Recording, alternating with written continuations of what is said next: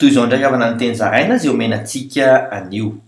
Tsy ho afabaraka ianao olon'i Kristy. Tsy ho menatra na angaiay ary tsy ho afabaraka ianao olon'i Kristy. Araka ny voasoratra ao amin'ny Isaia 4:5-4 amin'ny anaran'i Jesosy hoe: aza matahotra fa tsy ho menatra ianao, ary aza mangaiay fa tsy ho avela ho afabaraka ianao.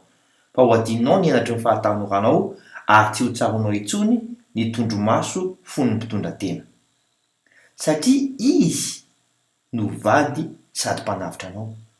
Araka ny voasoratra ao amin'ny Isaia 4:5-5 amin'ny anaran'i Jesosy hoe: fa ny mpanao anao no vadinao, Jehovah tompony maro no anarany.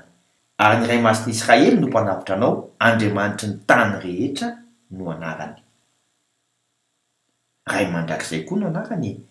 Araka ny ao amin'ny Isaia 5:5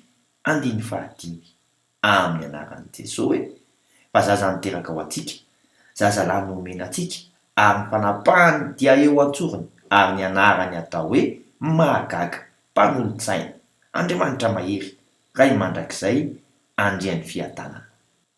Hiavaka ny Krisimasinao, vavaka isika. Kristy eo, manavitra ianao, mahagaga ianao, Andrian'ny fiadanana ianao, tonga soa indray atao anatiko ianao. Amen. Mandrapiaona tompoko, fiadanane.